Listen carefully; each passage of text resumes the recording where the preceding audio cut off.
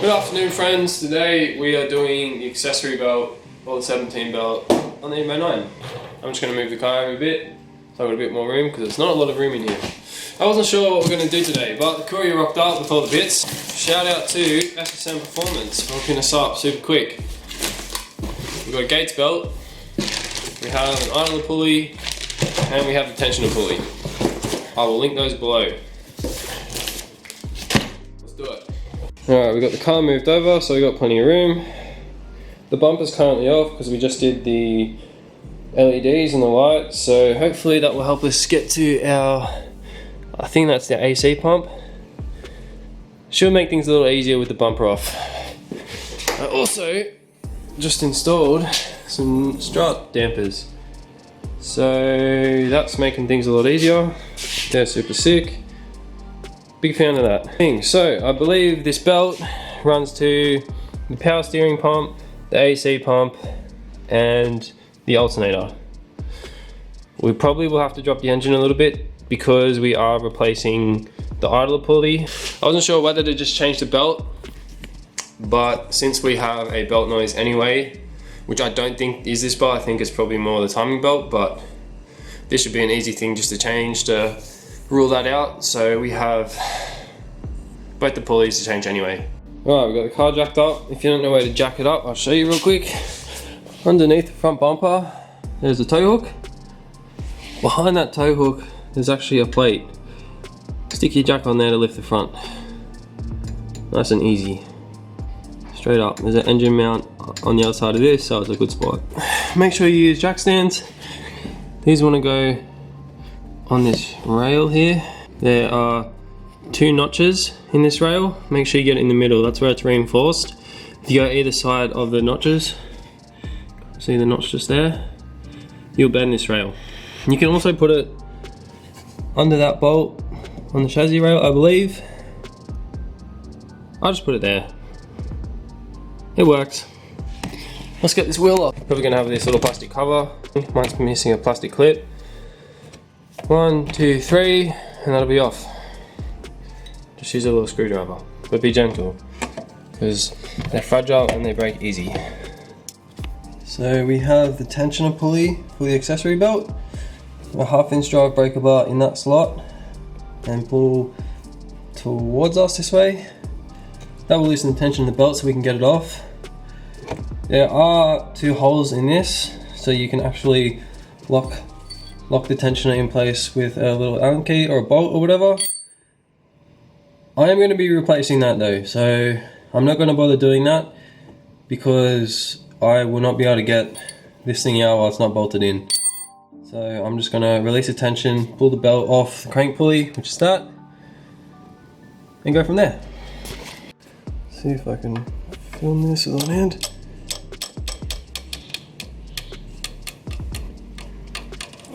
See, the belt is nice and loose. Put it down for a minute. Maybe I will lock it in there. So we have the Allen key through the holes, holding tension off the belt.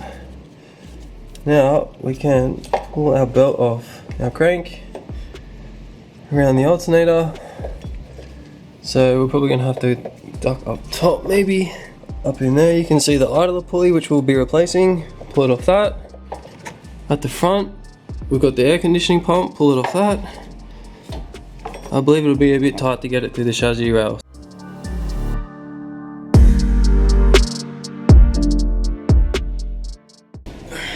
Got it. You can see, I don't know if you can see, look at all the cracks in it. I don't know, this is a Dongil Superstar, made in Korea. That's like that the whole way around the belt. So getting it off was a bit tricky, but not too bad. Around the power steering pump, you just kind of, because this gap between the power steering pump pulley and the chassis rail is quite tight, you just have to twist the belt to the side from the top and then pull it out below. Same with the alternator. The pulley to the chassis rail is quite tight. You just, from the top, you just got to twist it to the side and then go underneath and pull it out the bottom. It's a bit what the hell is that thing? There's a goddamn bin rolling down the road. It's windy as hell. Oh. So we've got the gates belt on the left and the dongle on the right. You can see that the ribs on this are heaps thinner than this one. So I'm not sure if that has to do with it wearing out. But it's a good idea to count the ribs and make sure there's the same amount. So there's 6 on each. So we're good there, and now we've just got to check the length. Very similar, the dongle belt is maybe a little bit longer, but it may have stretched. I'm actually gonna look this up and see how much this belt is. So the first result that comes up when you look up dongle is Alibaba. So instantly you know that's sketch as hell, which suits this car. I think these are about $15. So that's gone in the bin. The gate belt, which feels a lot stronger, but that might just be because it's new. This is 70 bucks. I think the OEM belts are over 100. These gate belts are meant to be good though, obviously they're pretty popular. Interestingly, the number of the belts aren't the same. The gates belt is a 6PK1790 and the dongle one is 1795. So that makes me think it's slightly longer than what it's meant to be.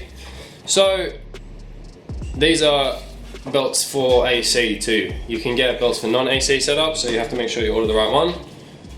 I'm just going to double check that this gates belt is the right length. I'm fairly confident it is. I'm just going to Google it real quick. So this belt will be fine. The 6PK1790 should be good. Before we put that on, we have to replace both those pulleys. So we have the new tensioner pulley. This is quite expensive. I very nearly didn't order this, but I really want to do this car properly, so I'm just going to change it. If the other one's fine, I'll just keep it around as a spare. I'll have to check how the other ones look, how the ones we pull off the car look, and we have the idler pulley too. So let's pull the other ones off the car. Then we may have to drop the engine a bit to get the idler pulley out. I think the bolt hits the chassis rail, but let's pull it apart and see. It should be 2 14mm bolts and a 12mm. So there's a 14 and a 12 on the tensioner and just a 14 on the pulley. So on our tensioner we have a 14 and the 12 just at the back. We have a 14 at the front, which I believe is going to fail on that. Let's pull that one up. These are actually quite tight. I had to use a breaker bar to get that one. This one nearly looks like it has some sealer on it or something. I don't know, it's weird. That is definitely an OEM one. Bando JX14, which has the same markings as the new one. Pulley wise, it's pretty good to be honest. There's not much play in it, a little bit, but I don't think that's any more than this one. Yeah, tiny little bit. Tiny little bit. Definitely a bit more, but that's not too bad.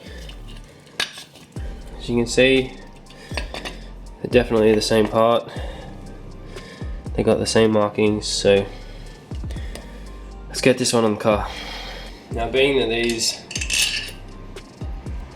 obviously quite important, they'll need to be torqued down. So I will be doing that, but I'm going to get both these pulleys on first before I torque them.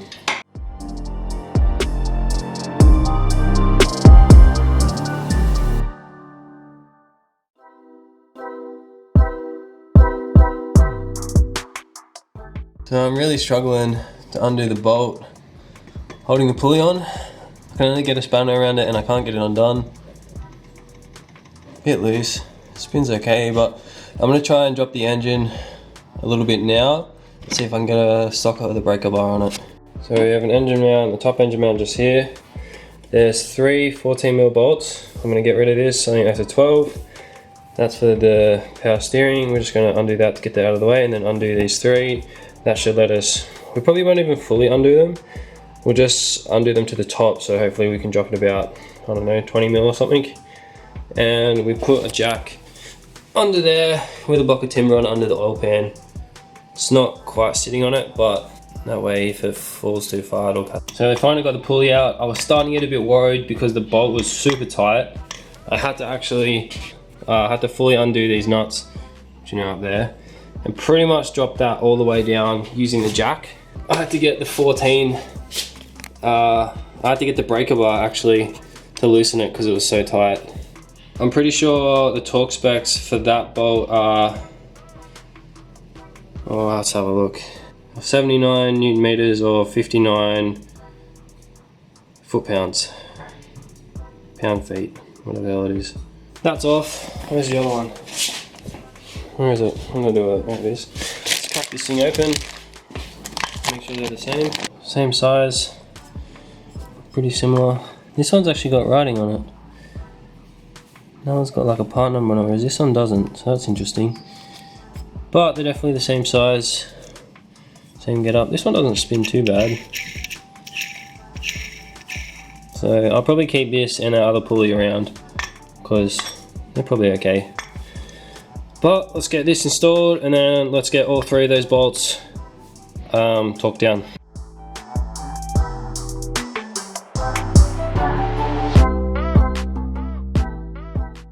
So the torque specs for the pulley bolt is 79 Newton meters or 59 foot-pounds. So we've got the torque wrench loaded up. Definitely got to be careful with that bolt because it'd be easy to thread it. That's on there, nice and tight, spins mint. Alright, let's do the other ones. So the torque specs on these, the 14mm at the center is 44 Newton meters or 33 foot-pounds, and the smaller 12mm is 24 Newton meters or 18 foot-pounds. Unfortunately, my torque wrench, the minimum setting, the minimum torque I can go to is 42. So I'm not sure whether I'm going to be able to do that small one. I may have to go and buy a 3/8 inch drive torque wrench to do that 12mm, which would be super annoying because I'm not allowed out yet. It's my last day of lockdown, so I don't know what I'm going to do about that. Hopefully I can do it with this. So obviously this one nowhere near as tight as that pulley up there. So we got the torque set. Obviously we've got a, I don't know. This isn't really ideal using a torque wrench this big, but that's all I've got, so that's what we're using. I will go buy a smaller one when I'm allowed out. Well, this is only a low amount of torque anyway, so just like that. There we have our tensioners in, a tensioner and our pulley. So we have our new tensioner looking all nice and shiny up in there. We have a new idler pulley, which just makes sure it spins freely. Make sure they both spin, so they do. Now we've got to get the belt on. I will put the belt direction on the screen now. Now I just got to get these three nuts back on and torque them down. I believe they're 50 to 55 foot-pounds. I couldn't find Newton meters, but my torque wrench has both, so we're doing 50 to 55 foot-pounds on those ones. And we've got to jack the engine up with the jack a little bit so we can get them nuts.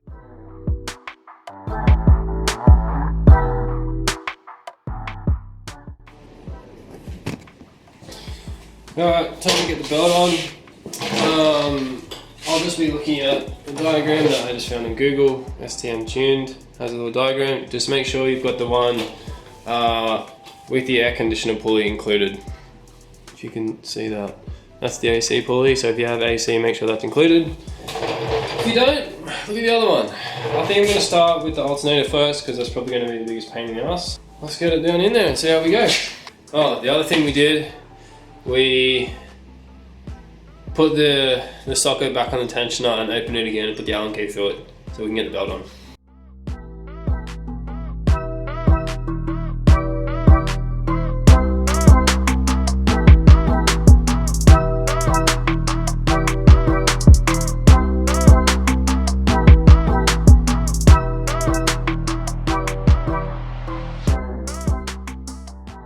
Alright, so we got it in. We haven't tensioned it yet, but just go around and make sure that it's sitting correctly in all the grooves. So that's the power steering pump pulley, that's sweet. Going underneath the water pump in there, the water pump pulley is wrapped around the alternator properly. Yep, that's sweet. It wasn't particularly difficult, it was just a bit fiddly, but we got around the crank pulley, make sure it's around the aircon pulley at the front, which it is, that's all sweet. Goes on top of our new idler pulley just there, awesome. It sits in there quite well, so I'd say this is definitely the right belt. I'm just gonna make sure it goes around that tensioner, yep. Alright, so let's loosen the tension in that and then double check it all again. Then we can start. Okay, we've released the tensioner, so the belt is tensioned. I'm just gonna go again over all the pulleys, make sure it's sitting right, and I'm going to get the diagram out and just make sure over under I've got everything right. I haven't done anything stupid. I'm sure it's going to be fine because it's sitting right, looks good, but I'm going to do that just to make sure. It's the first time I've done a belt. Alright, we got it all done, it's all right, it's all tensioned, so we can start the car now. Make sure it's all good. Where's the goddamn key? I'm a bit nervous. Like anything, when it's the first time you're doing something, it's a bit scary. But sometimes you just gotta send it.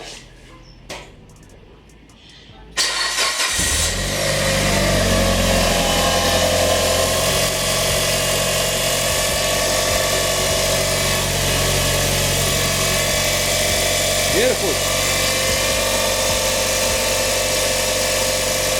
Looks like it's all good.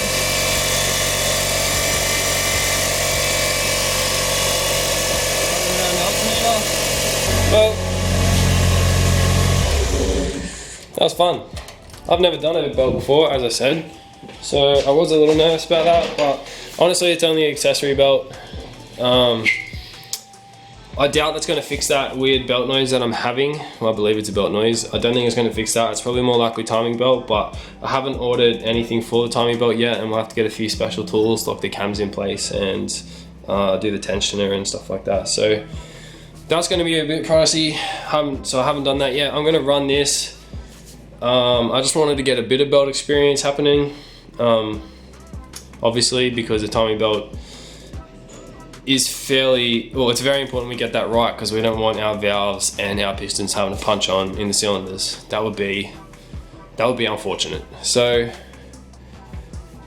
that's done. I'm going to put the wheel back on, I'm going to put that plastic cover back on, the wheel back on, the bumper back on, go and drive for a little bit, just go around the block. I'll probably recheck the belt, make sure it's all good. And yeah, that's it.